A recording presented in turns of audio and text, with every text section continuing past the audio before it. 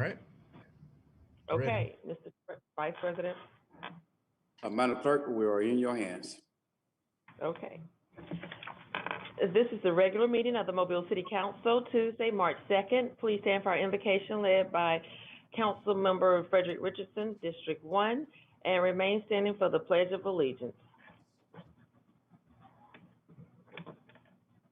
Eternal and all wise God, this is again that your humble servant, Baba, thanking you for all of the blessings that you have bestowed among us. Father, we find ourselves gathered here to take care of city business. We pray that you might be with us. Let your spirit be with us, that whatever we do here today, you may get glory and honor. Bless every council member, bless our mayor, bless all of our citizens. Guide us, forgive us, and keep us, and cause your faith to shine among us. In the mighty, matchless name of Jesus, I pray. Amen. Amen. I pledge allegiance to the flag of the United States of America and to the republic for which it stands, one nation, under God, indivisible, with liberty and justice for all.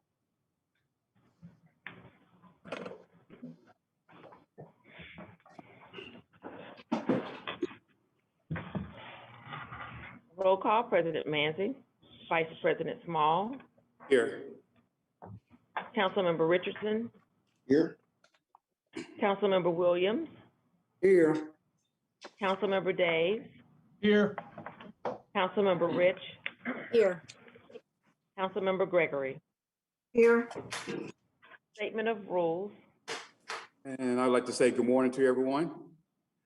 In response to the national, state, and local guidance due to COVID-19 pandemic, in accordance with the Alabama Open Meeting Act and the Governor's Supplemental Emergency Proclamation, we are meeting remotely. While we are all in different places, we are able to participate as we were in the council chambers at City Hall. And in keeping with the requirements of the Alabama Open Meetings Act, the public is still able to observe the meeting through live stream.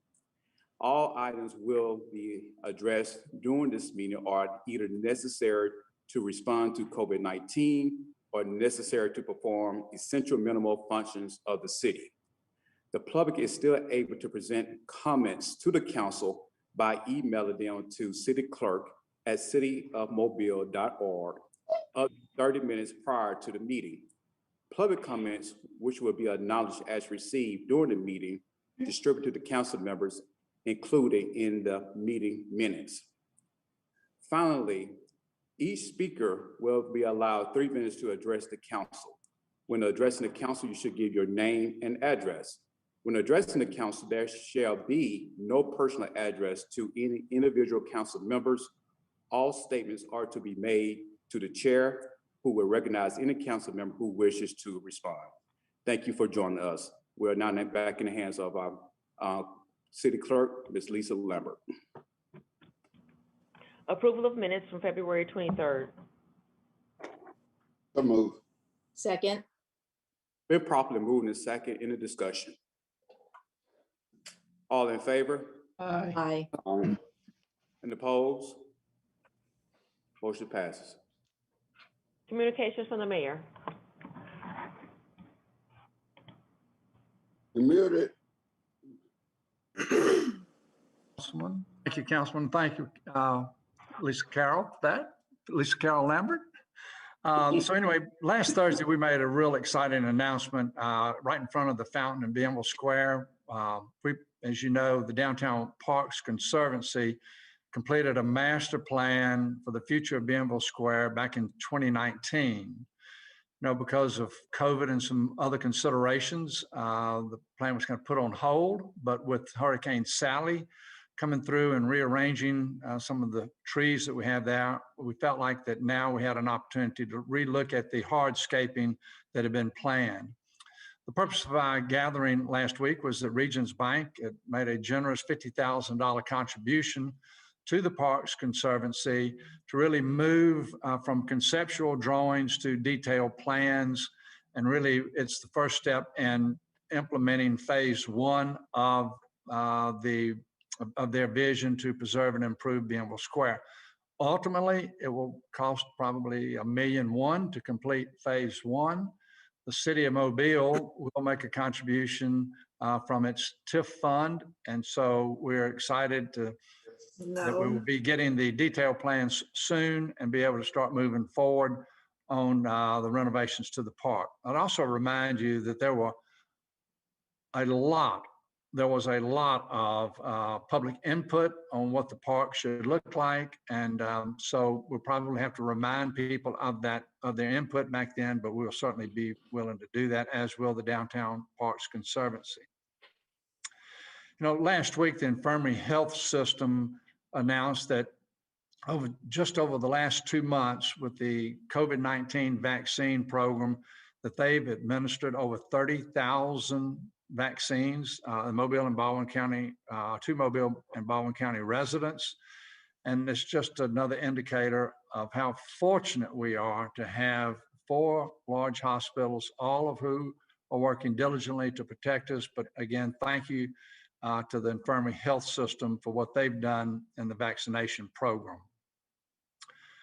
Next item is in 2016, my administration launched the YES Initiative. The YES Initiative, it stands for Youth Empowered for Success. And really what we were trying to do was connect young people in our city to greater educational resources, to safe and productive recreational programs, life and job training skills, as well as mentorship and employment opportunities. Initially, we had teamed up with the University of South Alabama to do some soft skills training along with the 100 Black Men of the Greater Mobile area. And so we've continued with those partnerships, and that's actually expanded into others who have wanted to help us with this program. But to date, we've probably connected 2,000 young people to dozens of local businesses to help them find internship opportunities as well as employment. For this summer, we are starting to accept applications now. We'll be doing so through March 12th on our website, on the website yes251.org. You know, this funding for this program is money that we took from other parts of the general fund, approximately $200,000 to create the YES Initiative. And so we've been spending about $200,000 on it every year. This year, we think that we will be able to touch at least 500 youth for this coming summer program. So that's very exciting for our community to be able to do that. Last week, I had an opportunity to get a sneak preview at the exhibit that's just opening at the History Museum. It's the Egyptian Mummies and Eternal Life.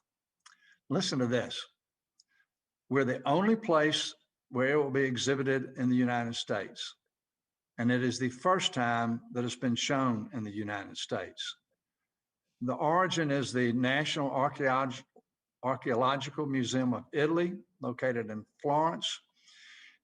Kudos to Meg Fowler and her team. I mean, what they did was during the height of the virus, let's say last April and May, they started negotiating to be able to get this exhibit.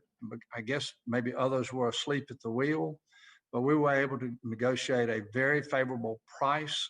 And so now it's on display. I'd also like to point out, these are all authentic mummies and other artifacts that are there. There's about 100 artifacts, no reproductions, and they're 3,500 years old. You know, it's just a crying shame that our schools right now aren't having school tours. Otherwise, you would see school buses backed up, you know, with children going through that exhibit. But even though we are in a safer at home mode of operating, I would suggest that any parent that wants to take their children to the History Museum to see this, they should really consider doing that, because this may be a chance of a lifetime for some of our young people. Again, kudos to Meg Fowler and her team and the board at the History Museum. How long does that exhibition go on, Mayor? It'll go to June 27th. To June 27th. Thanks for asking that, Councilman. Another thing, last week that you heard from the Chamber of Commerce that 2 new companies are located in Mobile, creating approximately 100 new jobs, $30 million in new investment. One of them is Raymont Logistics. It's a Canadian company. It's the first location in the Southeast, and it's only its second in the United States.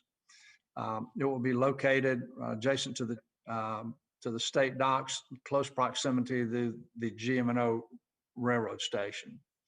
The other one was a seafood processor called Wren Seafoods, and they've also announced that they'll be coming. They'll be acquire the space at the Old Smith's Bakery on I-65 Service Road, and they're really here to take advantage of the MTC Logistics nearby cold storage facility that'll soon be up and running, and y'all are all familiar with MTC and what they will be doing in the way of jobs.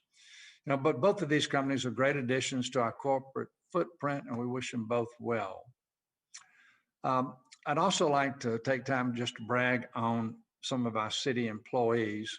We had a situation where the gates going into what used to be the Welcoming Center in Africatown, the iron gates have been knocked down, bent, broken. Anyway, our crew was asked to take and maybe just discard them, but they saw an opportunity to do something differently. And so between real estate and asset management team, plus one in public works, they took and absolutely rebuilt those gates. They looked magnificent. They were rehung in the last couple of days. But the 6 city employees that were responsible, other than their supervisors, were Jesse Adams, Larry Harris, Derek Henry, Cedric Singleton, George Wells, and Joseph Orr. So anyway, we just are grateful to be able to participate as part of the, moving Africatown forward.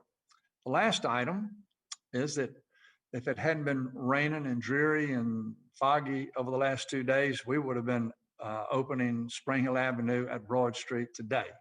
But because of the rain and the other inclement weather, it'll probably be Thursday. I think everyone realizes this, that's a multi-million-dollar project funded by a Tiger grant, plus state money, plus some city money.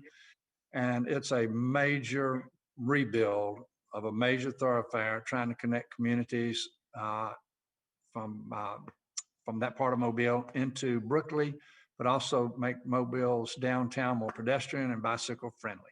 So anyway, I know that was a lot of announcements, but a lot of good things going on. I appreciate the opportunity to explain them to you. I'll be glad to answer any questions. I don't have a question, but I'd like to dialogue with the mayor on a subject matter about vaccinations, if it's okay. Yeah. I know that most of the vaccinations, the people have to go online to make an appointment. Do we know of any places where we can direct people that are not computer savvy and perhaps, definitely elderly, do not have the resource or the wherewithal? Do you know how that's being done to handle that particular population? Yes, so I'm going to make one comment, and then I'm going to ask Director Barber to weigh in, because I think the Mobile County Health Department is probably just taking first come, first serve. But going back to some of the areas that would truly be underserved, we're actually going out into the community, and I say we, it's a collaborative effort between the City of Mobile and USA Health. Last Thursday, we were in Africatown. I know that we had 500 vaccines set aside for that community.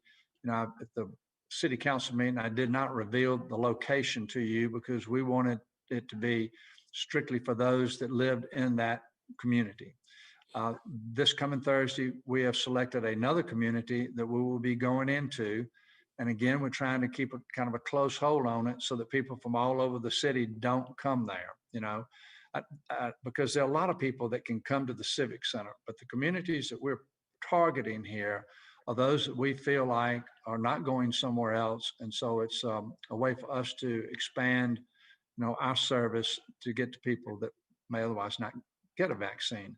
And so I'll ask Director Barber now, and also I'd say, Councilwoman Gregory, is that every Thursday we will be going into some part of the city, into an area where we think is that they need the vaccinations. That will be based on feedback that we receive from the community, as well as feedback USA Health is getting.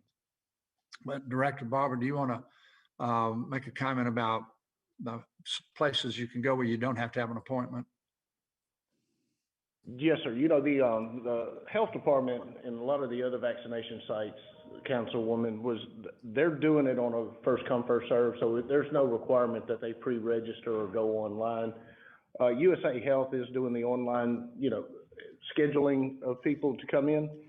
But as the mayor said, we're partnered with USA to go into the communities of every district and underserved areas for people that either lack transportation, don't have a family support mechanism to get them to a vaccination site, or maybe there's a physical impairment that prevents them from doing so. So we're working with pastors and trying to make sure that we reach targeted groups that do not have access to transportation or physically just cannot do that.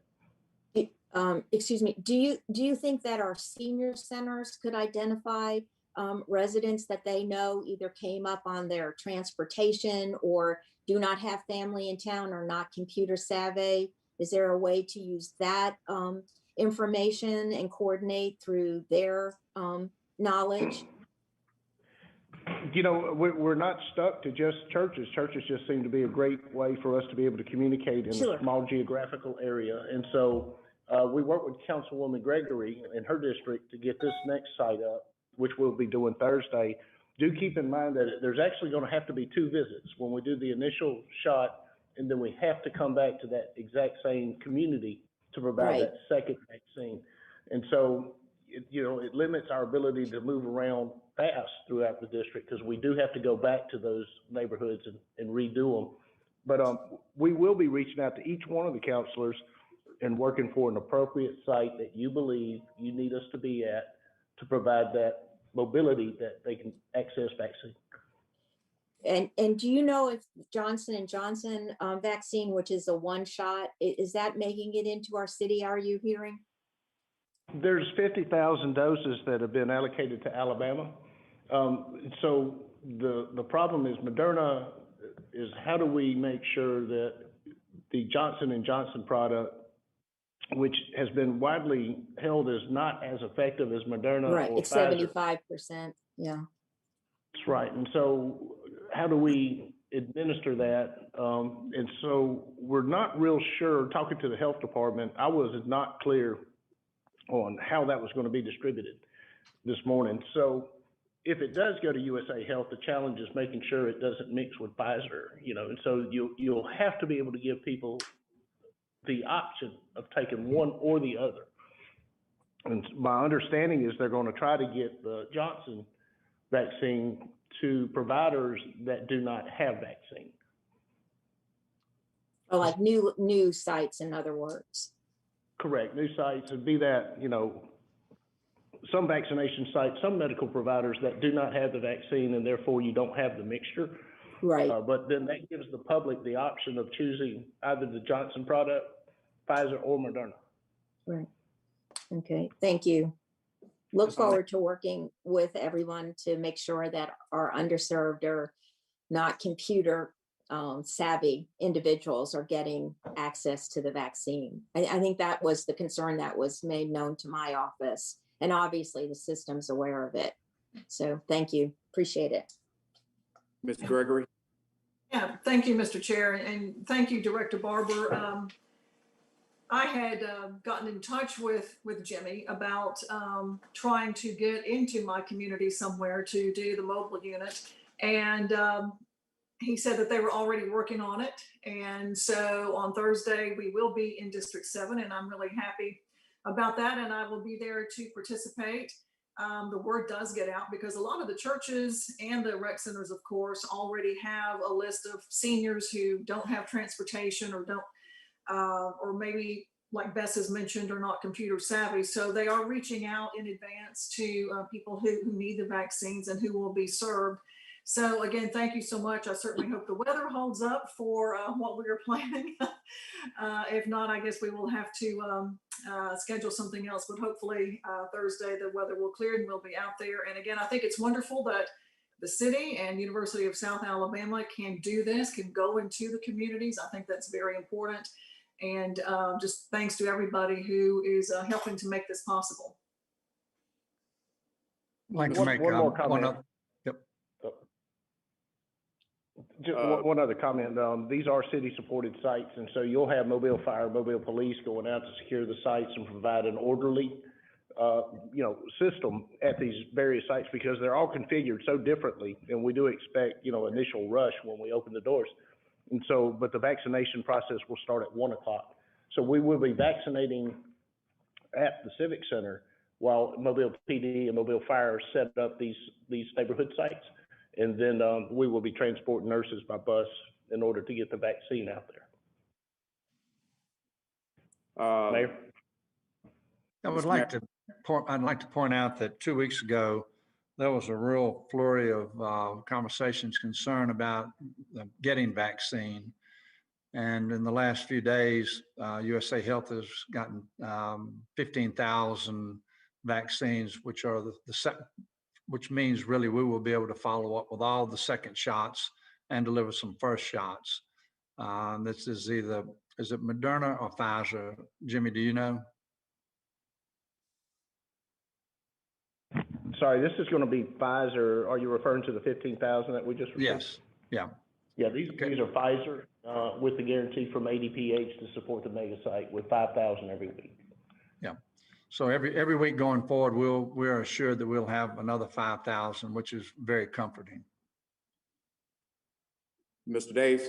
Yes, thank you, Mr. Vice President. I would just, Mayor and Director Barber, I would just like to thank you for taking the vaccine into these underserved communities. What we've seen is that one of the biggest criticisms that's been leveled at the rollout has been the fact that there are these vaccination deserts where people are not getting vaccinated, don't have access to get vaccinated. And so it's really important, not only for those people, but for our entire population, that those people get vaccinated.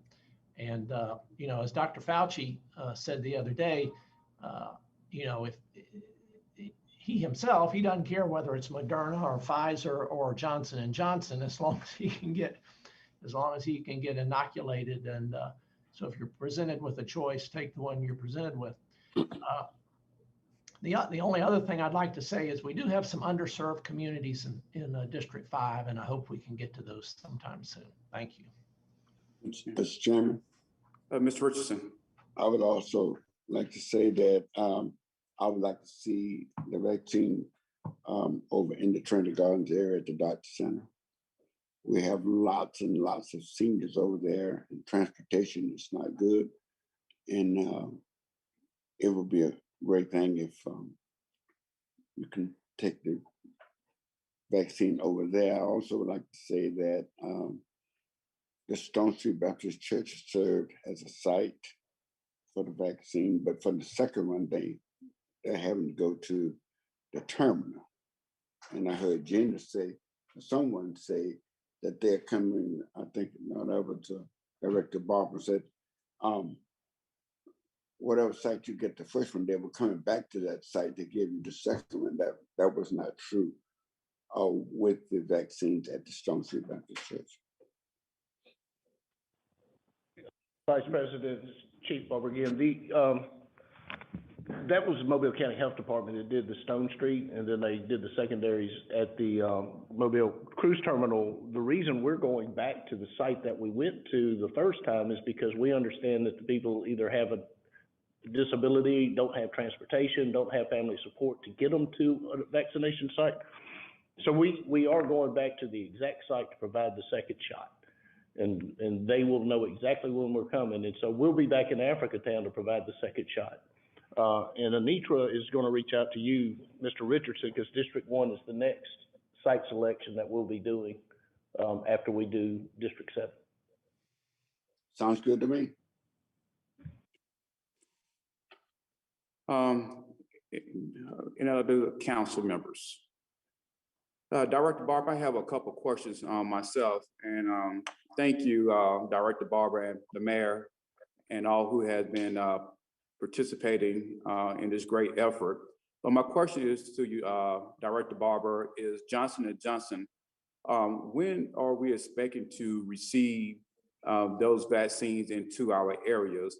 And I understand that you said that the Johnson & Johnson vaccine may go to the doctor's office that have not received any vaccines yet. And I think a great idea for those vaccines is to really go to like the homeless population, because you probably won't be able to keep up exactly where the homeless are moving from time to time. And then especially, I believe that the Johnson & Johnson vaccine should go to places where we know that people really is like underprivileged and not able, especially if we have like 2 or 3 places in the district like I do. And I would love to get a heads up, of the dates that you all looking to come to District 3. But I have like several areas, 3 on top of my head right now that's in District 3 that is underprivileged and that needs the vaccine. And I believe that those to those particular areas and also the homeless areas. But having the thoughts, having given a consideration, been given to by, giving the Johnson & Johnson to the homeless, et cetera? Yes, sir. There was conversation with the health department this morning about populations that are difficult to receive the second vaccine. And I don't think we discussed specifically homeless, but that's a great example of a population that's difficult to receive the second vaccine because of our inability to find them. The other one was jail populations or prison populations. And, especially jail populations, because once released, we may or may not have ability to give a second shot to that individual. And so, again, after the conversation this morning with Unified Command, I was not clear on how that was going to be distributed with the Johnson & Johnson model. So we'll continue to work with them and ADPH and try to find out exactly how they're going to distribute that. And but we will be reaching out to you, Counselor, to select sites within your district as well as the other districts. And do understand it slows us down because we do have to go back to the original sites for the second vaccine. And so but we have no intent of only coming once. We're going to keep coming so long as we have access to vaccine into the various districts as many times as it takes. Yeah, thank you. Any other council members? Okay. Thank you so much, Mr. Mayor. Madam Clerk.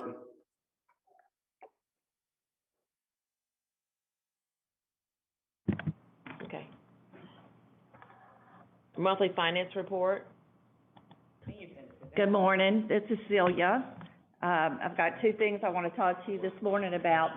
The first thing is that the FY 2020 CAFR is completed and will go on the website later today. When you take a look at it, and it is a massive document, if you have any questions, just let me know. There are a few things I'd like to point out. For the government-wide tax revenues, sales taxes increased 5.2% over fiscal 2019. In 2019, we had $204,646,451 in sales tax revenue. In 2020, we had $215,332,706, and that's an increase of $10,686,255.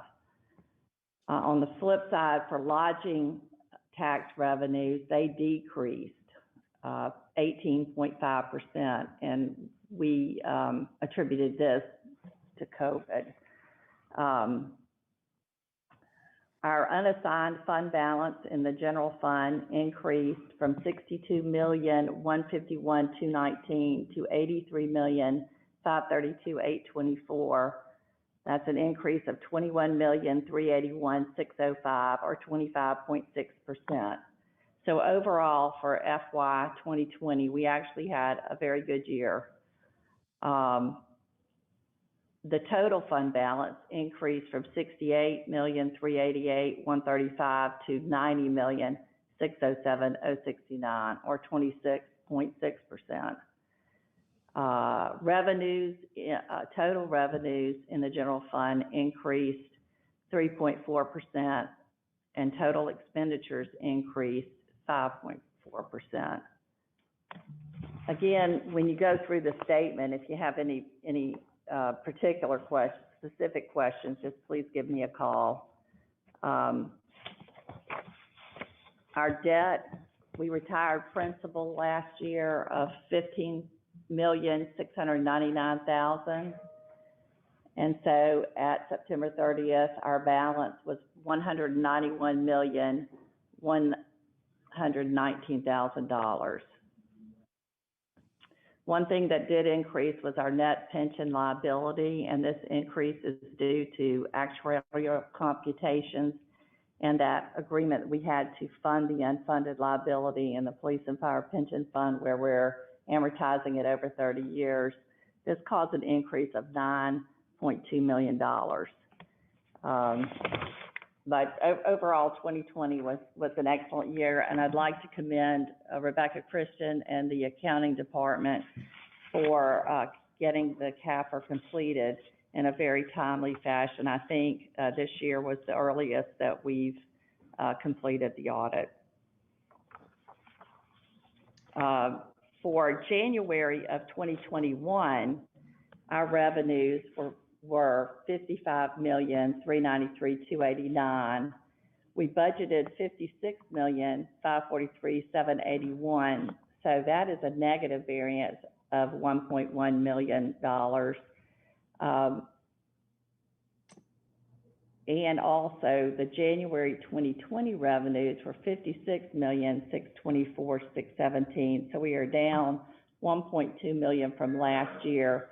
But I would like to point out that business licenses this year were due on Monday, February 1st, when normally they're due January 31st.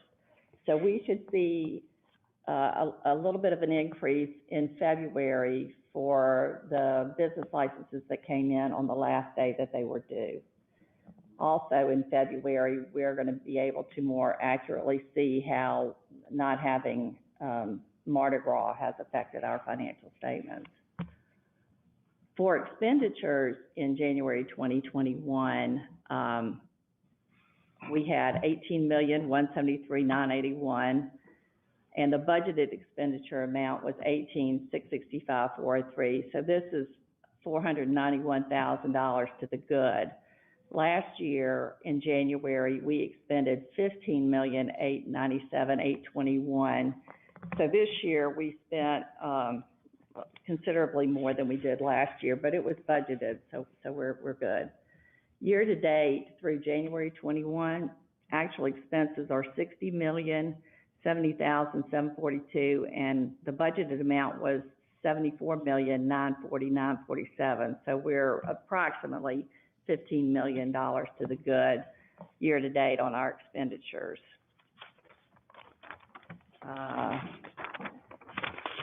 Our net income for January 21, just for the month, was $35,940,989. Last January, it was $41,241,179. So we are down $6 million. But again, some of that is due to the February 1st deadline for the business licenses. Year to date, our net income is $35,469,322. Last year's year to date was $51,520,964. So we are down $16 million from where we were last year at this time. But we are still having a very good year, and we will continue to monitor our budget differences as we go along. I know it's hard for y'all to have questions since you haven't seen the statements. Both the CAFR and the January financial statement will go online today. Mr. Vice President. Mr. Davis. If I could ask Ms. Sapp just a couple of questions. Celia, do you have, is there in the CAFR kind of condensed highlights of the 2020 versus 2019 results? You did that at the beginning of this presentation. You talked about just this kind of the highlights of what was accomplished. And is that in the CAFR, or if not, could you just send me some bullet points on that? I'd like to share that with my constituents. I can. In approximately 2 weeks, our PAFR will be out, which is a condensed version and a little bit easier to understand. And I'll send each of y'all a copy of the PAFR as well. That'd be great. Thank you. Okay. I Mr. have Chair. a question. I think it was Ms. Rich, then you, Ms. Gregory. Okay. Thank you very much for that report. It is a lot of good news. Can you repeat again what's in reserve? Because I wrote down an amount, but I wanted to just get that confirmed. Okay, That's do you want the- based on the report. Do you want the total or the unassigned? I guess maybe both ways then. Okay, the unassigned fund balance is $83,532,824 at September 30th, 2020. Okay. And that's a 25.6% increase over the prior year. Mm-hmm. The total fund balance is $90,607,069. And it's a 26.6% increase. Okay. And so obviously there's some that is committed funding out of that Exactly. reserve. Correct. Okay, Exactly. thank you. Thank you for that. And you said we'll get hard copies of the CAFR like we normally do? Yes, they're at the printer as we Great. speak. Okay, thank you. Thank you. Appreciate it. Ms. Gregory? Yeah, Mr. Chair, I just wanted to get the same information that Joel had asked for, the bullets. Celia, if you could just send that to all of us, that would be great. I'll be happy to. Thanks. Any other, If I may, please. please?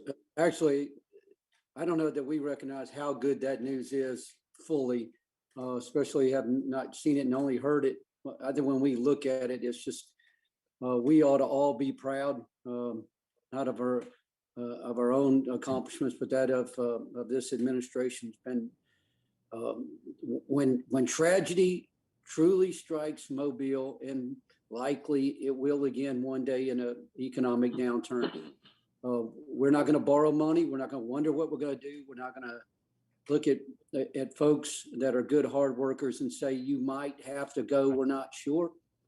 We're simply going to keep moving along, and that is something that I would say less than 1% of municipalities in America can say that. And I'm absolutely confident in saying that. One question: the Police and Fire Pension Fund amortization schedule ends when? I'm thinking soon.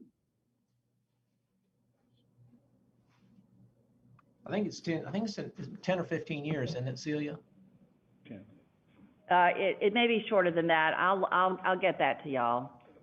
Okay. I thought we were down 9 more. Yeah, I thought we were down Yeah. to about 10 years. Yeah, I Okay. know. Thinking under 10. Yeah, just wanted to know. But the other thing, John, is that, it really ramps up steeply. Yep. So, That was the deal that was made by previous council. yeah, because it was back end loaded. The catching up was back end loaded. So every year it's just, I think, Celia, doesn't it jump up like $5 million every year or something like that? Man, 4%. Yeah, it's about $1 million. Okay. And we can get you the amortization schedule. We're prepared. That's the good news. Thank you. Any other council members?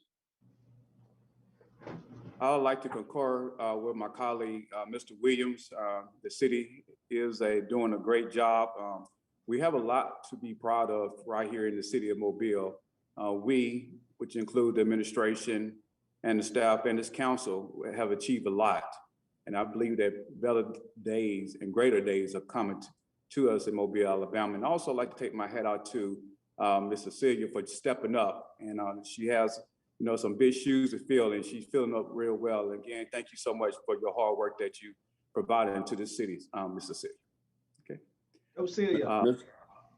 Mr. Chairman, Thank y'all. I appreciate it. Mr. Chairman, Mr. Richardson.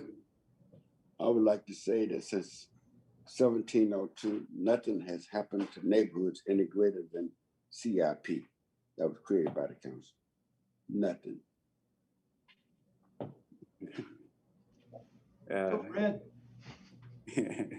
Yeah, I was actually thinking about that the other day, Mr. Richardson, how much great things CIP has really done, especially for District 3, between Baltimore streets and even the improvements at Tramiel Park.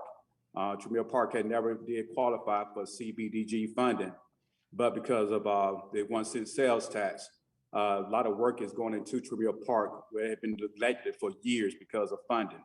But CIP has really done great for District 3 and also the city of Mobile. Okay. Madam Clerk.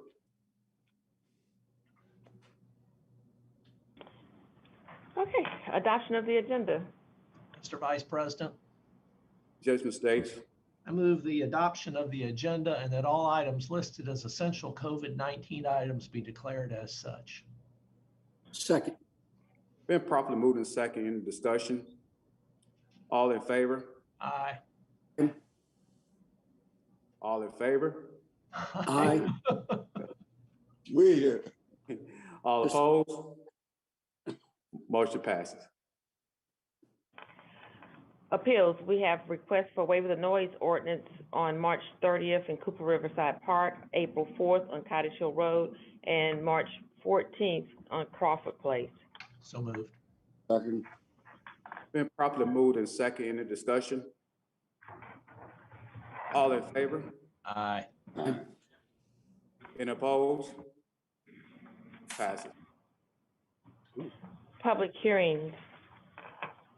Today is a public hearing to rezone property located at 5001 and 5009 Cottage Hill Road, southwest corner of Cottage Hill Road, and North Demetropolis Road from R1 and B2 to B2. Do we have anyone that is present out on Zoom or in person to speak about this particular public hearing?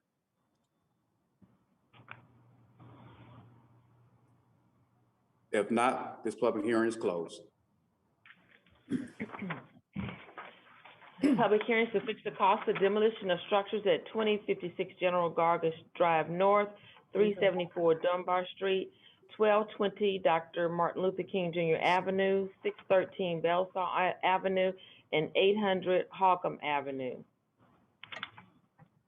Do we have anyone that is present either on Zoom or in person to talk about these particular public hearings?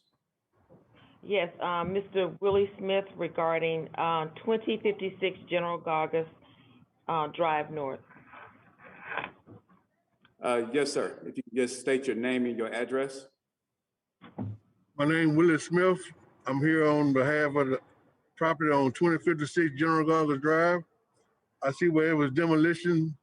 I got a letter February the 4th for me to be here on March the 2nd about the price of the demolition, $3,850. Could you give us your address? My Your present address, Yes, 20 sir. 2062 Slava Lane. Okay, thank you so much, Mr. Smith. And do we have Mr. David Dockenbach available? Yes, I am here. Would you like to address it? Yes, that is correct. What we have in front of the council today is a fixed cost resolution for the direct cost of the demolition of the structure at the address of 2056 General Gargis Drive. And the gentleman that's here before us today was served notice of that demolition. And again, he's confirmed by the address that he gave that we have sent notice to the individual. The structure was demolished, and what's before us is the actual cost of that demolition. So Did you have any, what's, more additional questions there, or? Mr. Smith. Yes, I was trying to see, I don't have this amount on me to pay at one time. I'm gonna need time to pay it, or either I'm gonna need time to sell the property and pay y'all out of that. Yeah, and I'm sure that Mr. Dockenbach can work that out with you. If Ms. Lena can give you Mr. Dockenbach telephone number, and I'm pretty sure that he can work something out with you all on that and everything. Thank you so much. Thank you so much for your time. No, thank And you. Mr. President, while I have Mr. Smith here, I just want to point out that the accounting department, assuming that this resolution is passed, will send out an invoice. And on that invoice will be information of who to contact to see if there's a payment agreement that can be made. And that will be through the city's accounting department. Kathleen Scott will be at the bottom of the letter, and that invoice should be sent out, assuming that the resolution passes today. Thank you so much. Okay. Yeah, Ms. Lena, if you can just give him the number to the finance department, that would be great and everything. And we can try to cut some chases down a little bit if possible. Okay, I got it. Thank you. Thank you. Ms. Scott. Do we have anyone else present? That's who instead of the payment plan. That's all on the, fixing the cost of demolition on the public hearing, sir. Okay. And if not, these public hearings are closed. Presentation of petitions and other communications to the council. We have Mr. Burton LaFleur regarding 58156. This is the, weed lien. Okay. Mr. LaFleur, can you give us your name and your address, please? Yes, my name is Burton LaFleur, and I'm here today in reference to 1358 Martin Luther King. State your address also. Yeah, give us your physical address, Mr. LaFleur, and you can go forward. Okay, we're talking about the physical address in reference that we're referencing today, or my physical address where I actually reside? Where you reside?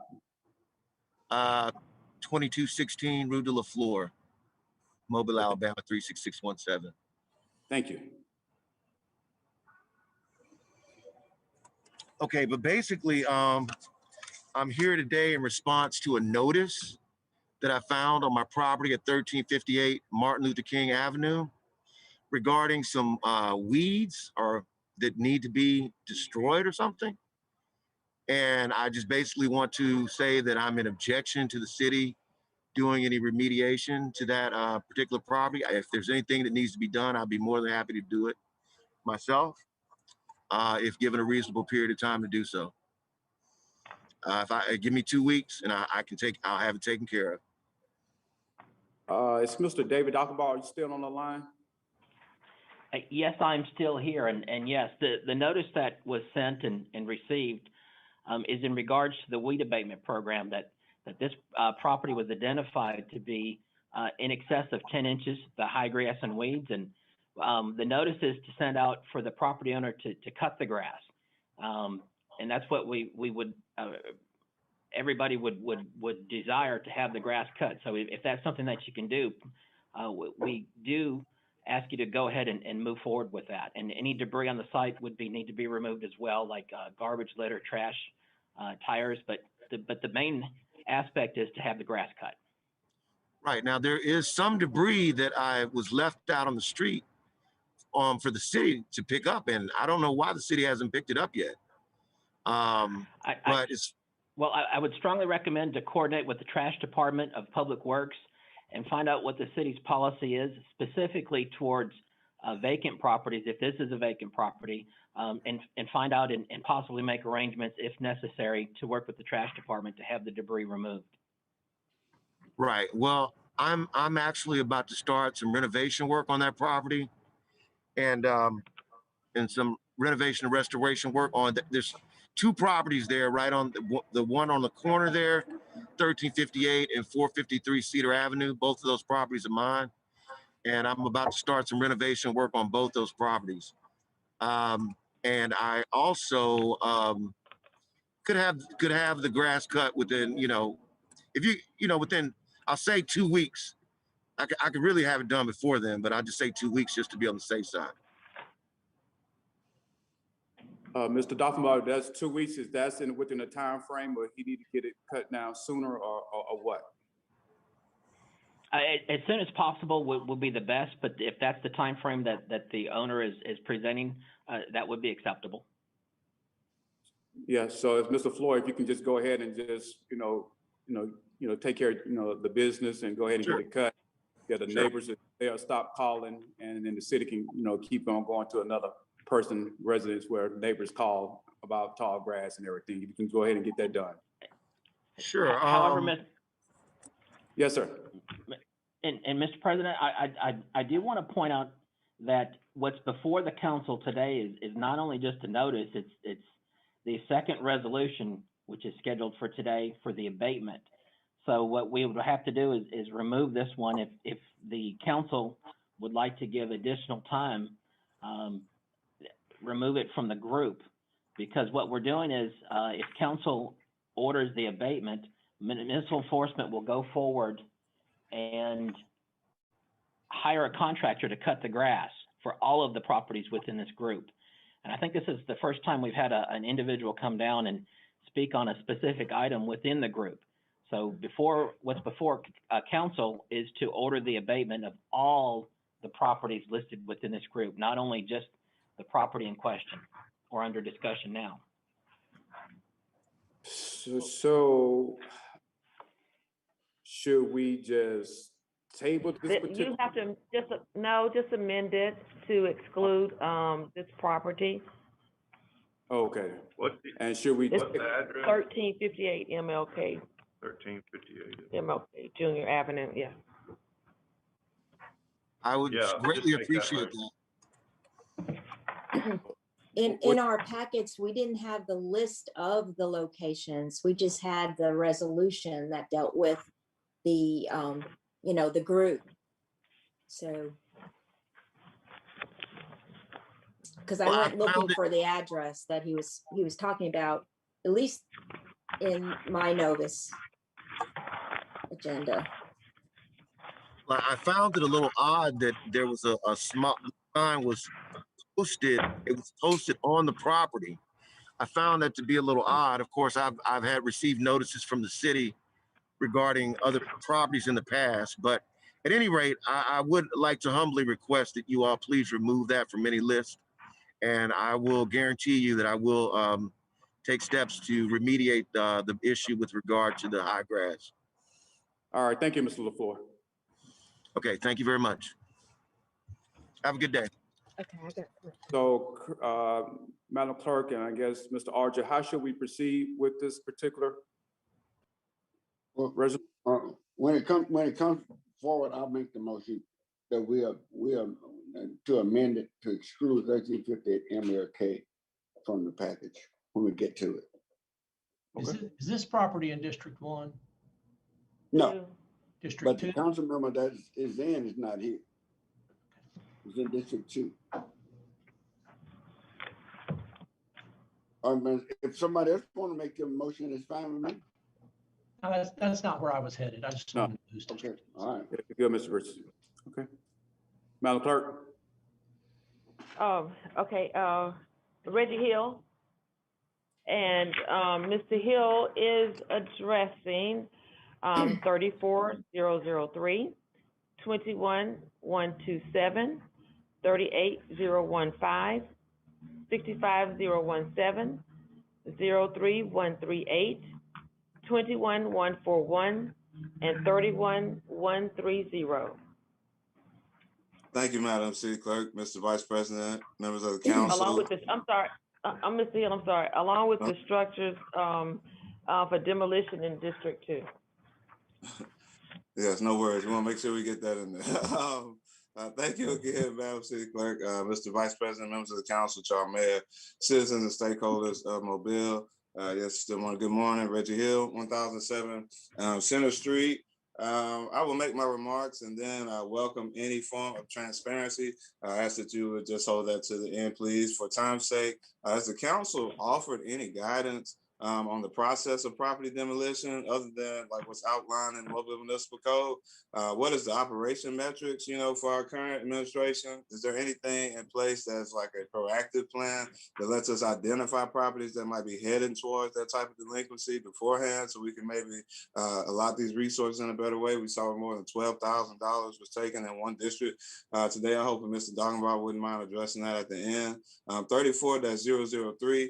I want to commend our Finance Committee Chairman for facilitating a much needed meeting regarding properties and licensing. My suggestion for this body would be all for-profit establishments must obtain a license to operate business in the City of Mobile.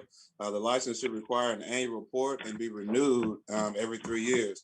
Those operating one business in one or multiple locations will be assessed a licensing fee based on the amount of business properties. So that means 1 through 9 properties should have a designation, while 10+ properties shall be its own designation. I would suggest moving at 4 increments, and plus 25 units or 25 units in one dwelling would equal 1 property as well.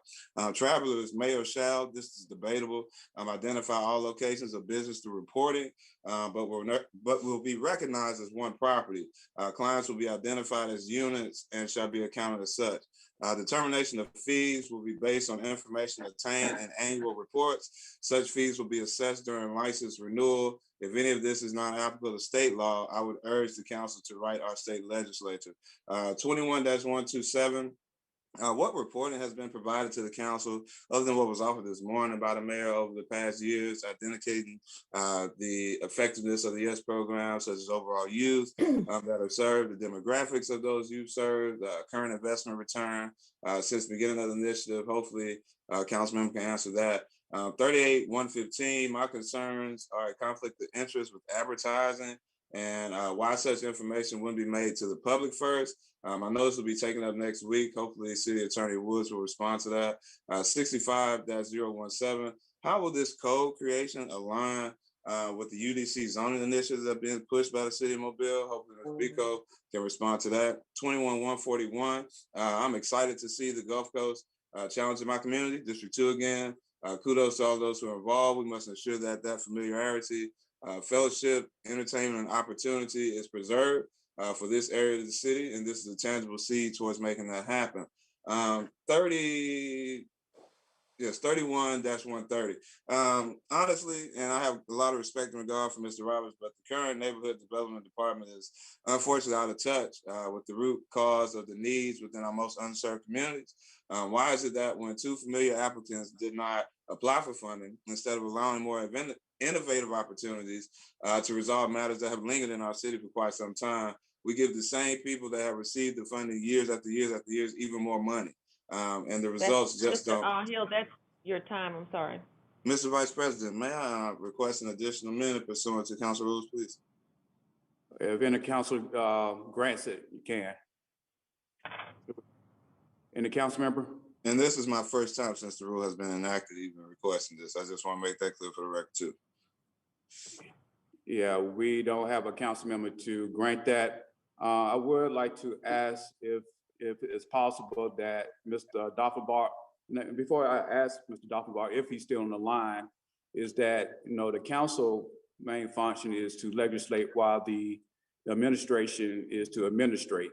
And pretty much, a lot of things we don't know until actually it hit our agenda as far as in, different properties and et cetera. I mean, the citizens of Mobile have direct access to administration through the 311 process, either through the telephones or either online, which bypass the council. And so therefore the administration goes to work once they get those calls and et cetera. And then when it's time for us to, declare or vote on it, then that's when the administration will put it on our agenda, and we adopt the agenda and we approve or disapprove.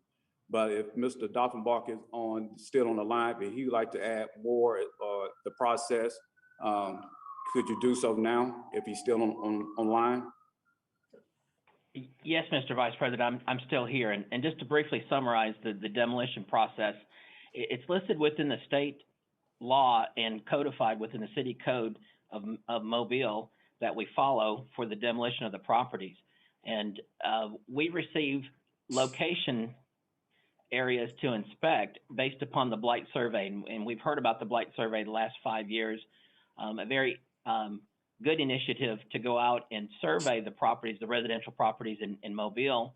And based upon our property maintenance code, we're looking at specific criteria of the exterior of the structure, specifically the roof, exterior walls, and foundation. If we have substantial code violations that would trigger the possible demolition of the property, we would go forward and notice the property owner, but all parties of interest based upon a title report. That notice is sent out. It's providing the property owner 45 days to take action to either repair the property or contact the city to come up with an action plan to repair the property, and then also to engage in securing a building repair permit. If no action is taken by the interested parties or the property owner, municipal enforcement will go forward and set the property location for a hearing, a public hearing for city council to declare as a public nuisance and either order the demolition or securing. We're talking today about the demolition. So once that's done, there's a 10-day appeal period after it's declared a public nuisance and council orders the demolition for the property owner or anyone else of standing to file an appeal. Once that's done, the City of Mobile municipal enforcement will go forward under a competitive bid process, secure the qualified lowest bid for the demolition of the structure. We will give notice to proceed once that's done, and the property will be demolished.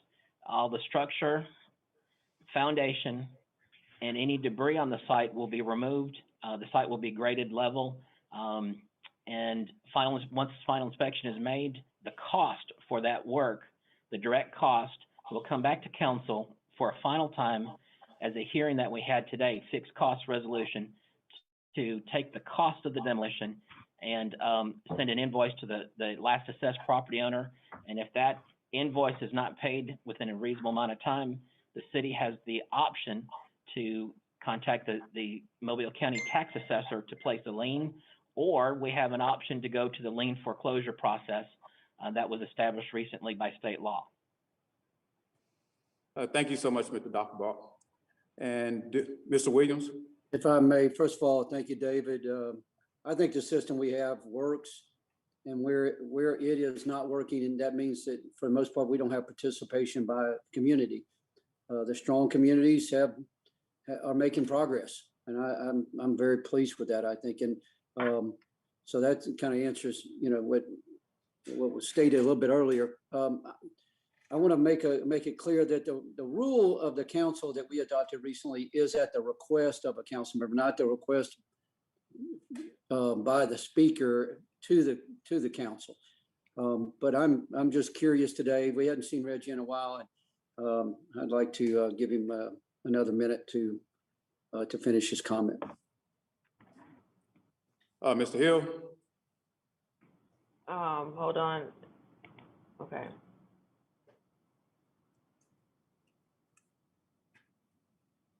He's back. Mr. Hill? Yes, I was just waiting for the Madam City Clerk to allow me to start my video. You can go ahead. Oh, okay. Okay, great. All right, thank you. And much gratitude to our distinguished Rules Committee Chairman for allowing the additional minute. I'm actually at the last item that I requested to speak about today. This is 03-138. The root of law enforcement, especially in municipal government, is with the elected officials. Here today, we have an attorney being nominated by the administration to sit on the bench of our courts with the intentions of being approved to do so by the council. So this is why it's so important for us to know the role that we have even with the courting system. Nonetheless, there's room for great joy today, knowing that a fellow Normalite is being recognized for this level of public service. While attending our alma mater, I recall when nominee Stokes was our SGA president, but more vividly, I remember our engagement when he was running one of our on-campus computer labs. Let me tell you, those were some lively discussions. And while we never really always agreed on the approach, I always respected his insight and individual experiences that influence his rationale or positioning. So Alabama A&M University has produced the greatest of public service and community leaders since 1875. I wish nominee Stokes well on this new journey, and upon approval, I, my foundation and office, look forward to working with him to witness the true realization of justice in Mobile. Thanks again for the additional minute, Mr. Rules Committee Chairman, and that concludes my remarks. Thanks. Thank you, Hill. Do we have in administration that want to address any questions that Mr. Hill has, such as the YES program, et cetera, present to answer his questions?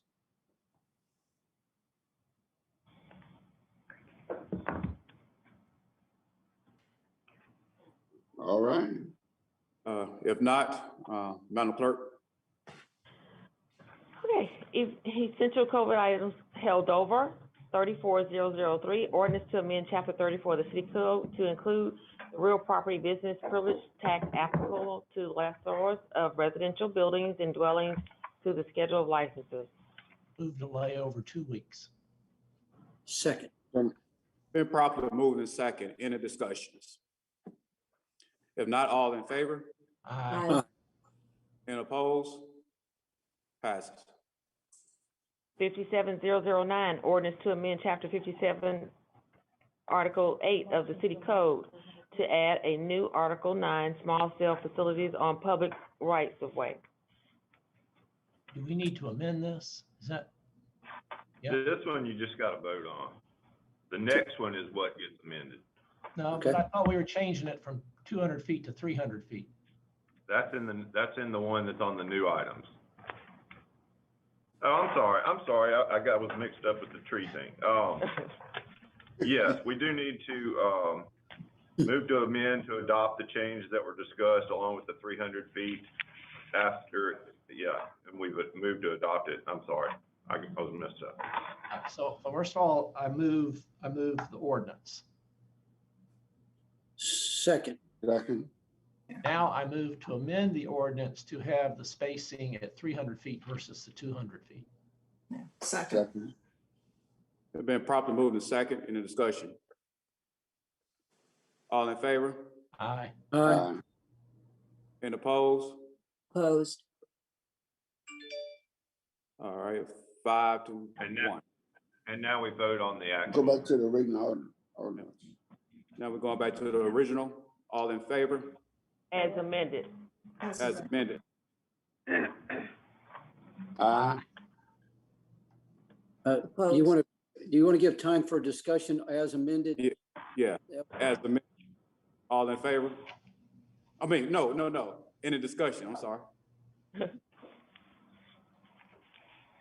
Okay. All right. Call for the Any vote. discussion? Okay. Okay. Opposed. I mean, Okay. are we voting now? Ready to vote, I'm ready to having vote. trouble following. Opposed. Yeah, now we're voting. I'm sorry, Mr. Chair, my screen was freezing up. Were we still in discussion or? Yeah, we was in discussion. Okay, yeah, because my screen was freezing up. So I just wanted to just make one comment on this. Even though we are passing an amended version today to make sure that we preempt the state coming down and trumping whatever we do, I would like to suggest to our president that he assign this chapter 34 to a committee so that we can continue looking at how we may need to make some more improvements to this, especially the aesthetics we were talking about, height of poles, all those things that we discussed during our pre-conference meeting. Chapter 57. Oh, yeah, 57, yeah. Looking at the wrong one, yes. Working on this. Yeah, the small cell, yes. If I could comment, obviously, if I express my opposition, we talked at length at pre-conference. The concerns I have are the aesthetics. The preamble talks about aesthetics, beautification, and I feel that the language, particularly as it applies to residential, so I'll look forward to the opportunity. But at this time, I thought we had a few more weeks until the deadline. So I would just express my distinct opposition at this point to the way it's crafted when it comes to residential properties in the rights of way. So I look forward to working with the rest of the council to make changes.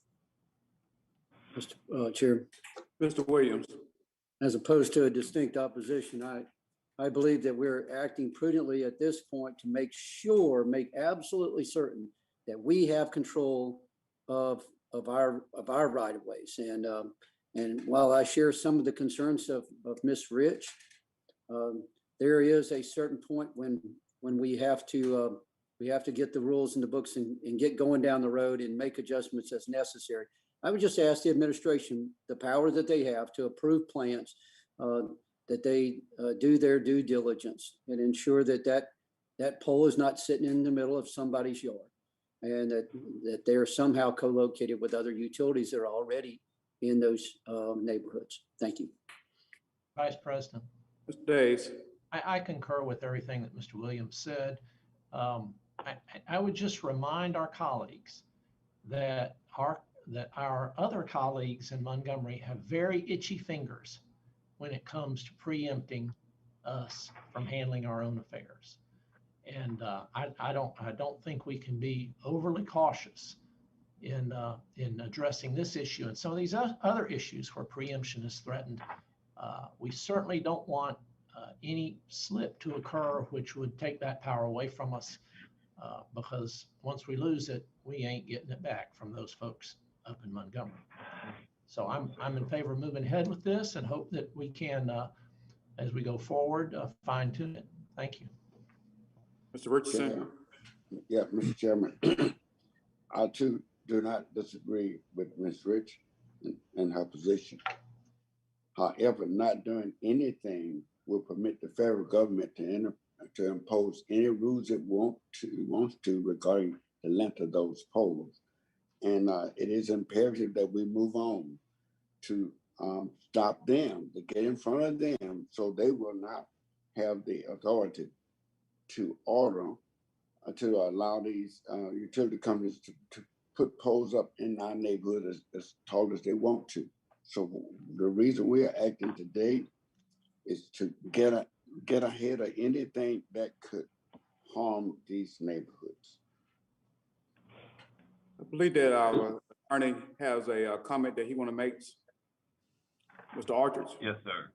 Yes, sir. In light of the point Mr. Dave just made, and possibly the industry interest in this particular thing, I think we should be very clear and further amend, because we just mentioned the tree, the 300 feet. There were some other changes, those other minor changes that we sent you yesterday. Let's make sure that we amend to add those changes too. John, you're muted, John. Thank you, Fred. We'll call you Mr. Mute, because I do appreciate you. Hey, Chris, you talking about the administrative changes? Yes, sir. Yep. Can we do that by just saying the administrative changes? Yeah, that would be fine. Just as long as we're not just talking about the 300 feet, because we want to get those other changes in. And administrative changes. Okay, so Fred, are you making that motion? Yes. Making the motion to amend. I second. So this is a second motion to amend. So we need to vote on the motion to amend. Yeah. Been properly, okay, any discussion? All in favor? Aye. Aye. Any opposed? Opposed. Okay, the amendment passes 5-1. Let's go back to the original. Ms. Gregory, did you have something to state earlier? Okay. Okay, any discussion? All in favor? Aye. Aye. And opposed? All right, it passes. Okay. 64012, ordinance to amend chapter 64 of the city code to delete section 64.4.h, tree protection requirements. So moved. Second. Been properly moved in second, any discussion? Yes, Ms. Rich? if I may, thank you. If you'll read your resolution, you'll notice that this resolution reads that we will be, whereas the newly created 65 establishes an urban forestry department, defines clear rules and responsibilities of the urban forester, increases tree protection requirements to meet nationally recognized ANSI standards, expands the list of heritage trees requiring permits for removal, simplifies city regulations, making tree protection easier to understand and administer, aligns tree protection and tree maintenance requirements with the proposed Unified Development Code, and makes the city council the first step of appeals for decisions by both the urban forester and the tree commission to reflect recent changes in state law. Now, the only thing you're going to do when you move later on the agenda is to change the appeal process. So if you're going to, either you're doing this portion or you're not of your resolution. So we don't have a UDC code yet either. Put it off until next week. Let's just vote on both of them. Let's change that language. You're going to have to, because if not, you're being disingenuous on what you're exactly doing by keeping the old code and just giving it a new number. And that's what I tried to tell you. I guess I should have read this out at pre-conference, and we do have to do them together. But if you're just moving it, then make sure your resolution reflects, and I'll be able to vote my conscience each time instead of, arguing or debating. It's just, we've reached out to the community. We started a process, and you're either doing it or we're not. So. I don't disagree. Thank you. Ms. Gregory? If it makes it easier for everybody to understand what we're doing or what we're not doing, we can continue laying this as well as the creation of the new 65. We can just lay these over as long as we need to. I've already asked Chris to put the amendment for chapter 65 on the agenda for next week. So whatever the easiest and simplest method is what we need to do so that everybody understands that we are still working on a new chapter 65. That has not gone away, but we can't delete 64 without having something in its place, because we've got to make sure that we have a tree ordinance somewhere so that anytime somebody wants to develop, wants to move forward with any sort of project, that they have a tree ordinance to look back on. So that's what we're trying to preserve. So Chris, everybody, whatever is the easiest method, I'm fine. We have that committee meeting next week. We will continue discussing 65. I just want to make it simple, if that's possible. Do you think we should hold it over for 2 weeks so that the committee can meet, and then the newly created 65, regardless of what that is, because we have not completed it, is voted on at that point? We're not under timelines for this. Well, I don't even know that 2 weeks is enough, because if we meet next week, we're probably still going to have some work to do. So we can lay it over for 2 weeks. We can lay it over 3 weeks, as long as there is something on the agenda, it's not going away. Well, next week doesn't really make sense because the committee is meeting after. I know. So at least 2 weeks, both of those items need to lay over at least 2 weeks. And if that's what we're going to do. Mr. Chairman. Okay. 2 weeks would be good. Dave, did you have something? Yes, I did. Then Mr. Williams. I think that there are fundamental disagreements within the council on the substantive issues involved. I think it is going to take longer than 2 weeks to resolve those substantive disagreements between members of the council. Now, my preference is to go ahead and move it out today.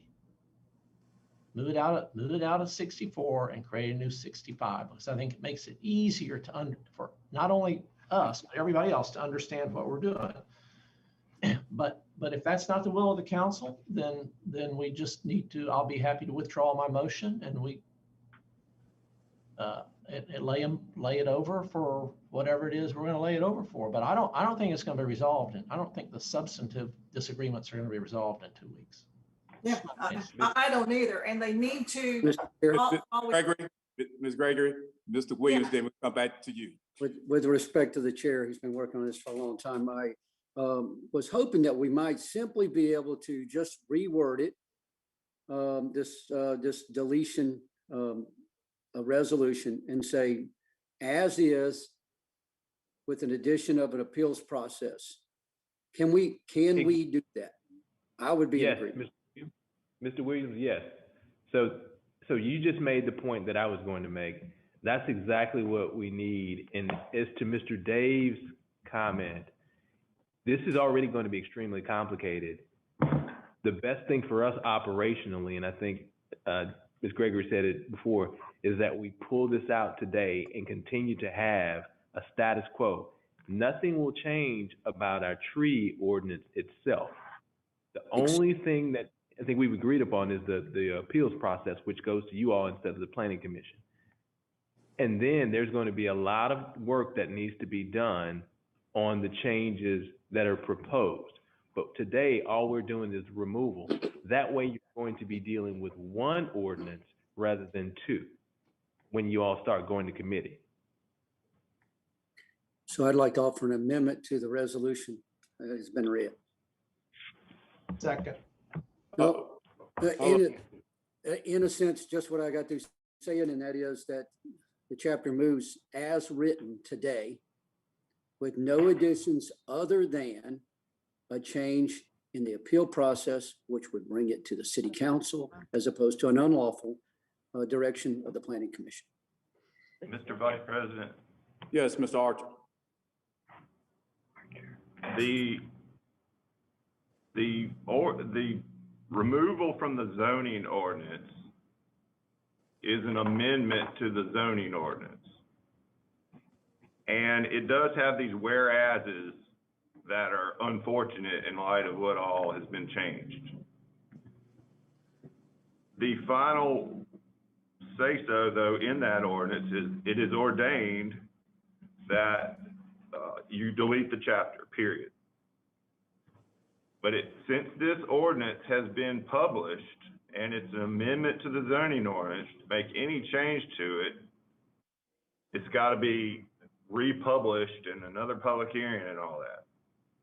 So I would, if you want to vote on it today, I would take comfort in the fact that in the end, all it says is that it's deleting that from the zoning ordinance. But it can be amended, but it's a bigger deal than just amending it. That's correct.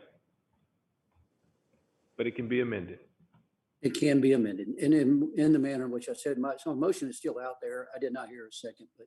Can I ask a question while we're still debating?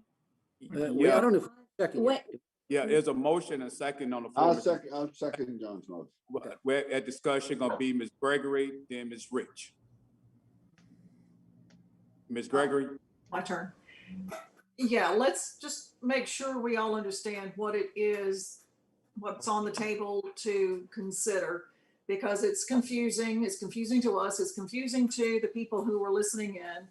So either we continue rolling both of these, or we amend as John has suggested, to pull 64 out and make it 65 as is, except for the appeals. But let's just make sure we all understand what it is we are being asked to consider, so that there's no question after the fact. You finished, Ms. Gregory? Ms. Rich? I have a question on enforcement. If it moves out of zoning, who enforces the code?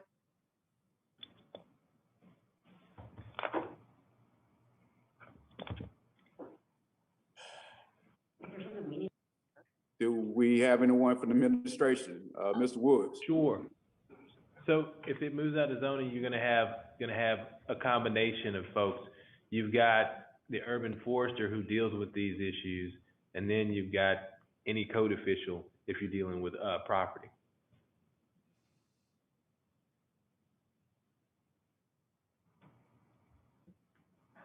Mr. Chairman. 1 second, Mr. Richardson. Ms. Rich, are you finished?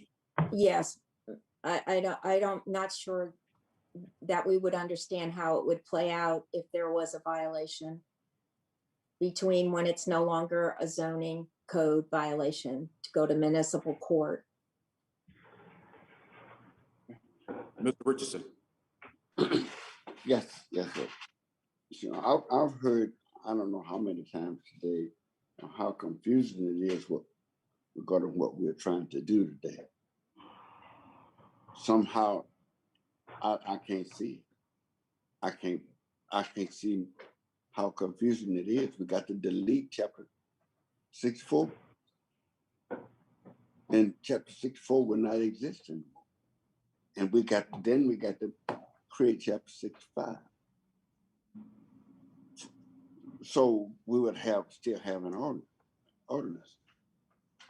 I don't see how we're gonna scorch the earth by doing that. There's no way for us to have chapter 64 and chapter 65 because both of them would be the same. We're trying to get rid of chapter 64. The administration proposed that to us. We didn't go seek all of that out. That was laid over in our lap. Let's just get rid of chapter 64. Create chapter 6. Take trees out of, put trees in a whole different section. And that's what we're trying to do. And then John has made a motion. I don't see how, I just can't see the confusion of what I don't see it. I think we are making it confusing by keep on saying, we're confusing the issue by keep on saying how confusing it is. So whoever's still confused, tell us what the confusion is, and let's see, can we break down the confusion? Because all we're trying to do is delete chapter 64.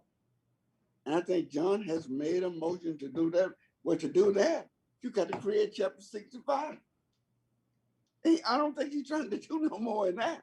That's all he's trying to do. Hey, Ms. Gregory. I'm not going to use the C word, Fred.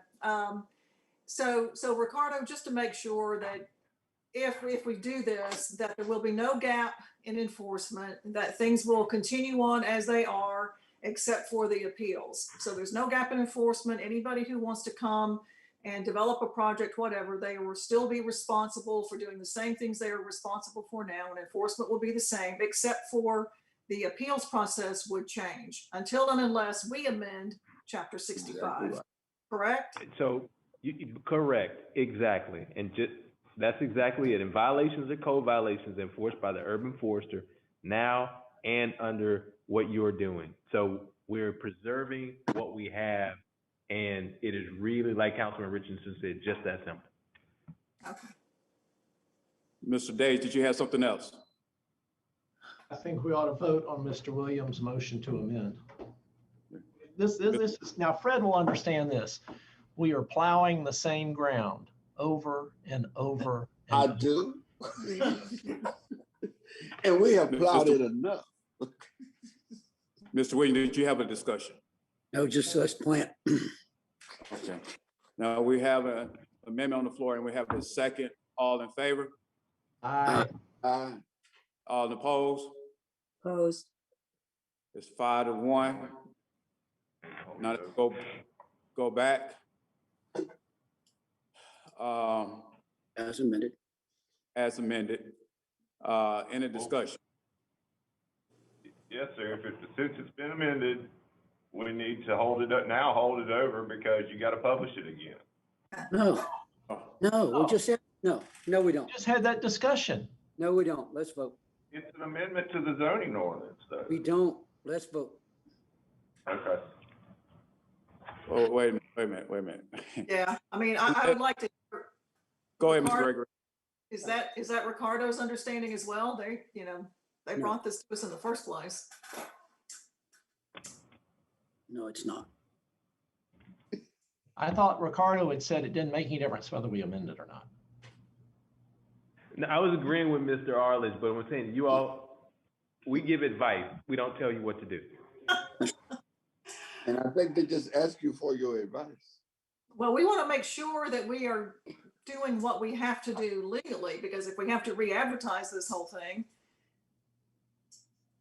I don't know that it's worth doing. Maybe we should just continue rolling both of these along. Thank you. So if you really want to play it safe, undo your amendment, vote on it how it was, okay? Because that way, your resolution, the language does not matter. The whereases don't really matter. Okay, I What withdraw matters is, amendment. there you go. I think now if you withdraw on something we've already voted on, it has to be a motion to reconsider or something like that. Yeah, motion That's to correct. reconsider is what it's called. Say that one more time, Mr. Archer. Motion to reconsider the amendment is what the motion would be styled as. And Mr. Williams has to make that motion. The prevailing side does, yes, and I will make it. And I'll second it. I'll vote. And All right, then. Properly moved in second in the discussion. All in favor? Aye. Aye. we're, Opposed? Opposed. we're opposing it, guys. We got to oppose the amendment. It's a win. Yes. Yeah. So that's 5-1, correct? You know, we voted to reconsider. So we Yes. had 5 votes to reconsider. Yes. So now the amendment's off the table and we're back to the unamended ordinance, right? Right, that's where we are. Mr. Archer? Back to the. You're back to the original ordinance. Okay, so now we are back to original ordinance. We have a motion and second on that already. Correct. Right, so, yes. Any discussion on that? Ms. Gregory? I hate to keep plowing the field, but Chris, if you would just again go over what the original is and what we would be doing, and are there any gaps, and how does that then impact continuing to work on amending Chapter 65? It doesn't.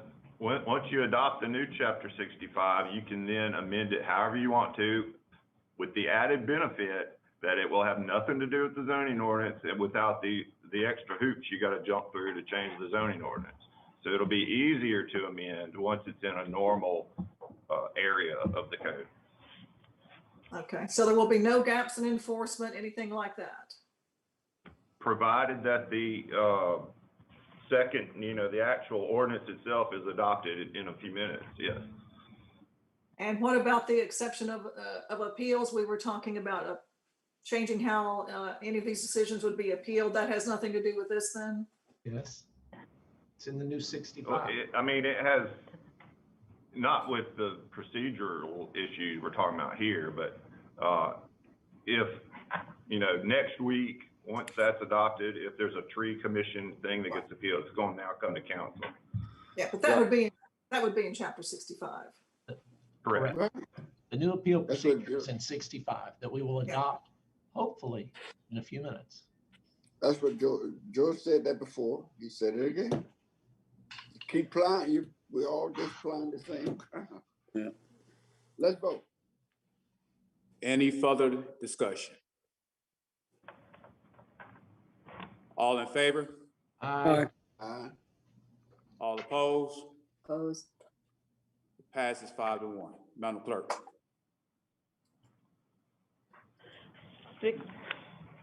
Okay, are there any other objections to the remaining items? If not, I'll read them all together. 64013, ordinance to rezone property located at 704 Lakeside Drive West from B1 and B2 to B3. 88014, ordinance to authorize the sale of 2662 Fillingham Street to Doris Bettis. 08126, approved purchase order to Sun South for 2 skid steers loaders. 21127, authorized contract with Lane Federal Solutions for intern staffing services. 21128, authorized contract with Zeke Trice doing business as road engineering and surveying for survey of property south of Magnolia Golf Course. 31129, authorized fiscal year 20 staffing for adequate fire and emergency response grant.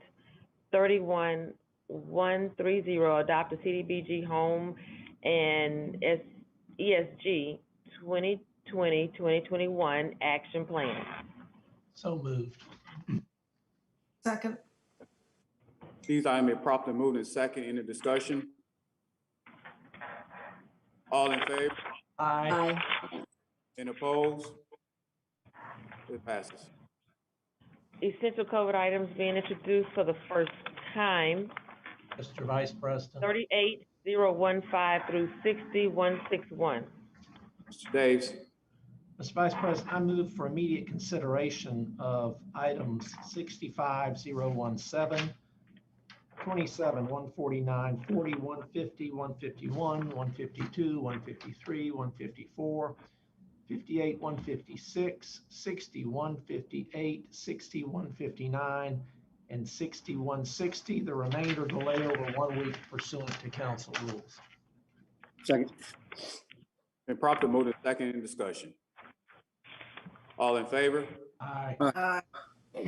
Opposed? Madam Clerk. We need some, though, I treated separately. Okay. All right. 65017, ordinance to create chapter 65 of the city code relating to tree protection and the Mobile Tree Commission. So moved. Do I need to read that? Okay. Can I get a second? Second. Been properly moved in second. In the discussion. Yes. Ms. Rich. Look at your resolution that's been advertised to the public about what we're doing. This hand. We didn't advertise to the public that we were just switching it out. We just moved. So we held a public hearing, it said, and we're going to meet by,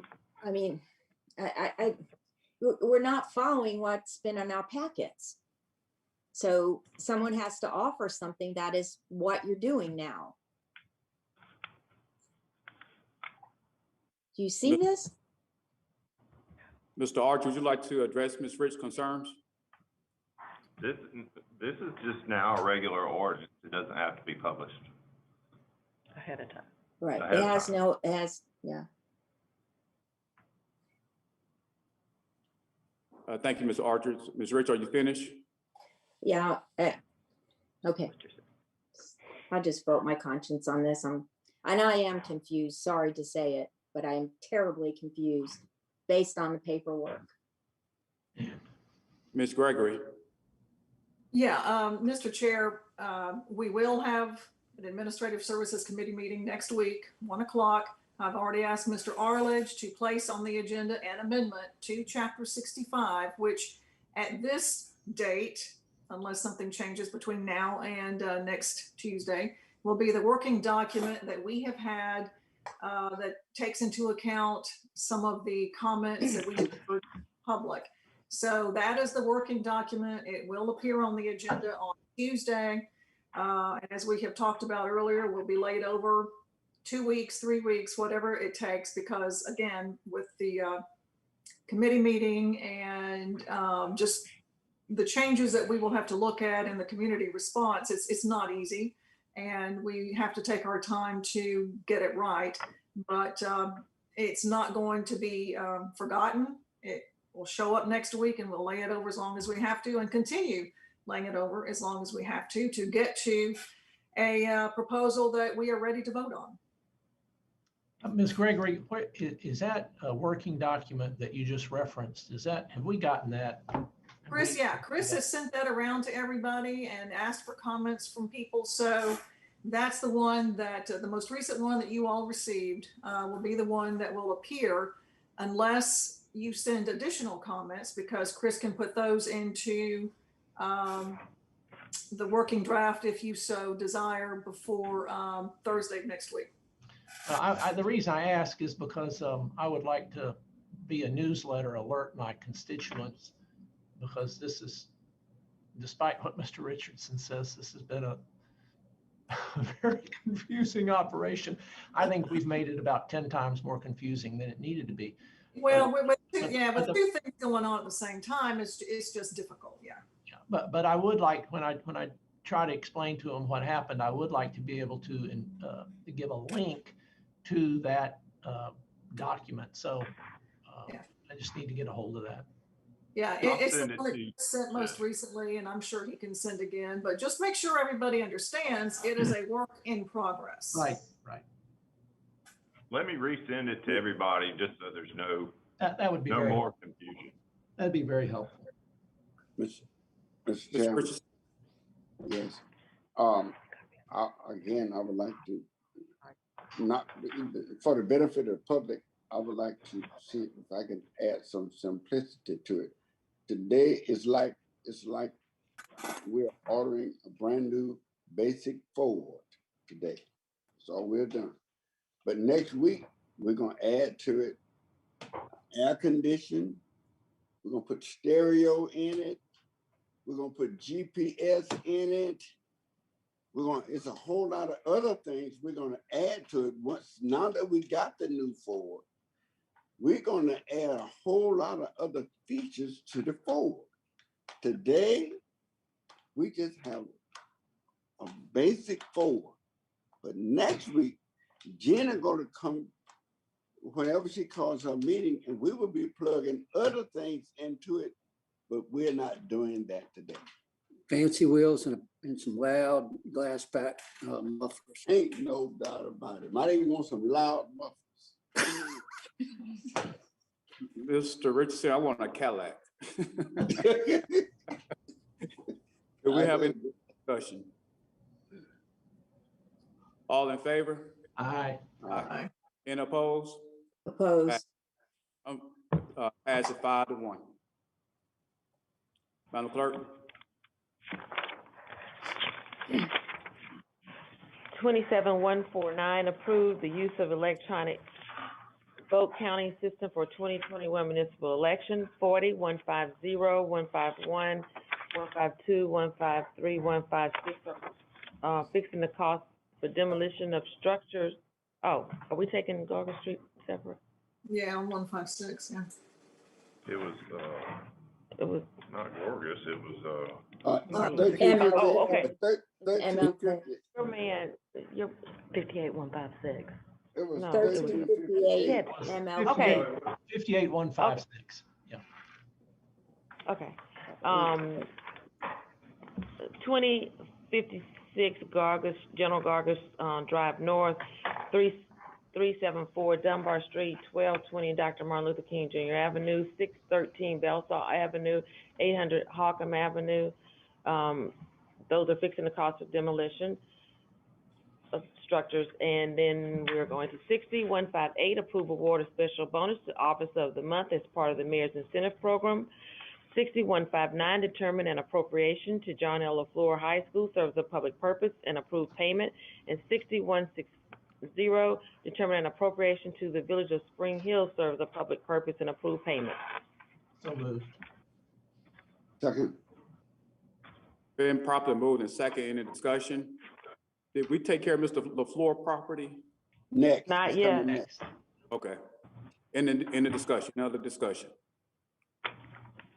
All in favor? Aye. Aye. Any opposed? Passes. 58156, authorize removal of weeds, Group 1610. So moved. I move. No, No, we're gonna amend okay, it. yes, you're right. I would like to offer an amendment. Yeah, but, I would like to amend the motion to exclude 1358 MLK from the package. Second. been properly moved and second. Any discussion? All in favor? Aye. Aye. And opposed? All right, let's go back to the original. Any discussion? Madam Clerk? No, It is, Oh, okay. Yeah. We got a motion, discussion, all in favor? Aye. Any opposed? Passes. Call for public hearing, 41162, call for public hearing to rezone property located at the east terminus of Blue Ridge Boulevard extending to the west terminus of Old Dobbin Drive North, the west terminus of Harness Way, the north terminus of Creekline Drive, and the north terminus of Valleydale Drive from R1, R2, and B1 to R1, scheduled March 30th. So move. Second. Properly moved in second. Any discussion? All in favor? Aye. Opposed? Call for public hearing. Pass. Announce. Okay, let's start with District 1. Councilman Richardson. I would just like to say to the citizens living on Barracks Lanes that I did receive a notice from the administration that your street would be resurfaced. It said last week, and I know we've had lots of rain. I would imagine the rain is slowing it up, but I do expect it to be resurfaced in the near future. As soon as this rain stops. So I got an official notice that Barracks Lane is coming up. Thank you. Okay. And let's go on to District 4.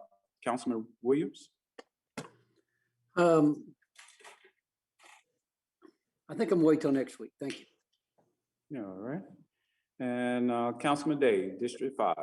No announcements. Thank you, sir. All right. District 6, Councilwoman Best. Thanks. Appreciate it. I just wanted to let the council know that the Planning Commission met last week and heard from residents, citizens, interested parties for the new UDC code. The Planning Commission will meet again. We did not vote on any of the initiatives at that point. We were strictly listening, and there's a document that I can get to each of you. I probably should automatically get that to you with comments of speakers and also people who didn't want to speak but still had comments. And so I'll get that to you. I'm looking forward to getting from the Planning Commission staff the people who spoke, if they had a speech that they would get to us so we can digest it again in the written form, and also any other comments that they might not have been able to make about their concerns. So hopefully that message went out to all the speakers, and I'll also get you whatever I receive from the staff. I don't know how quickly the Planning Commission will vote. The mayor has asked the Planning Commission to move forward with the initiative and get it up to council. So that perhaps is a signal that we'll be dealing with this in short order. But I'll let you know after that March 8th meeting what the demeanor of the Planning Commission was. There are, lots of things that the council, of course, will be looking at when we look at reinventing the codes for planning in our city, because it ultimately falls on the council to make the final decisions on the UDC. And also, I'd like to thank the mayor and his staff, and particularly Chief Barber, Public Safety Director, Chief Barber, who will look at the vulnerable population that perhaps is not wired up to get inoculated in the vaccine, and working with all of the districts to make sure that population is served. So I look forward to that. And I also look forward to our meeting next week, where we will continue discussions and hopefully come to a consensus on having a good tree protection code in our city. Thanks. Right, and Councilwoman Gregory, District 7. All right. Thank you, Mr. Vice President. Councilman Richardson had mentioned resurfacing, so I just wanted to say a little something about that. I have one big neighborhood and a couple of streets in different locations that are still waiting for resurfacing, and I know that other districts are still waiting for, some streets to be done. I know weather has played a role in that, and of course some other work that had to be done prior to the resurfacing. But some of the folks who have been promised the resurfacing during this current program are getting a little anxious and a little frustrated. So I just want to make sure that they know that, yes, it is coming. It just takes a while, especially when you have so much preliminary work that has to be done. The weather plays a role, and all 7 districts are impacted by this. So it is coming. I'm trying to get an update to let people know, at least better know, because you can never be that specific on when to expect the resurfacing crews to show up in their neighborhoods. Speaking about streets and road work, that kind of thing, the drainage project on Ziegler Boulevard that has caused a portion of the road to be closed is obviously still closed. And because of the weather, crews are not able to get out there and work as quickly as we would like. I did get an update this morning, and it's the drainage crossing at Chalet Drive East. The drainage pipe has been installed from the outlet box, which is on the south side of the road, to the north side of the road. And if you take a close look, which I have done, you can see that. When the weather begins cooperating again, then additional pipe will be installed to tie in the drainage from the north side. The existing pipe that's under the road will then have to be removed, and the roadway will be repaired. They're hoping that they can get this done by the end of the week, but again, with weather conditions, it's all, depending on that. But I do hope that we can get that done. Detours are available. It's been working pretty well. They're very well marked, but it is a little tricky sometimes navigating, getting onto and off of Ziegler, especially if you are a resident in Alpine Hills and you want to go into Alpine Hills rather than continue on a detour. So I just ask everyone to please be patient and be aware of the work and how you need to navigate. The only other thing I'd like to bring up is, of course, the USA City of Mobile partnership in bringing the COVID vaccines to the district. I'm very excited about that, and weather permitting, I will be out there with everybody on Thursday. And I hope we are able to really bring that service to the people who need it most. And that will, I think, bring a lot of relief to the people who have been wanting to get the vaccines and just didn't have a way to get there. So this is a tremendous opportunity, a tremendous service, I think, between the city and USA in doing this. So thank you very much for that. And that's all, Mr. Chair. All right. Thank you, Ms. Gregory. And I'd like to say to the administration and also, the USA and even Mobile County Health Department for, thank you for all the great work that you are doing in our city. Cannot wait till the majority of the people, Mobilians, get vaccinated, but we can get back to some type of normalcy. Had an opportunity last week to go walking with some of the seniors off of South DIP at Tremere Park. Because of the sales center has been closed almost just about a year because of the pandemic. The seniors are now meeting on Mondays, Wednesdays, and Fridays at 9:00 a.m. at Tremere Park to get some little exercise and some type of recreation in. Their goal is to walk 100 miles by May and everything. So last Friday, I had the opportunity to go out and really socialize with some of the seniors out there, and actually got a little walking in myself. I had to slow down just a little bit, but there were some couple of seniors that was getting it up. And so I would like to invite really the South DIP area, to come on down to Tremere Park and then go walking. Again, Tremere Park in the next 5 years has a great plans that the administration got planned out for that particular park, and you'll see the improvements at Tremere Park. And again, that's on Mondays, Wednesdays, and Fridays at 9:00 a.m. And speaking again back to some type of normalcy, Revitalize DIP will be hosting a litter cleanup this coming, on March the 27th, which is going to be a Saturday from 9 a.m. until noon. And it will mostly concentrate on the South DIP community, inviting all the residents to get prepared for March the 27th, again, from 9 a.m. to noon.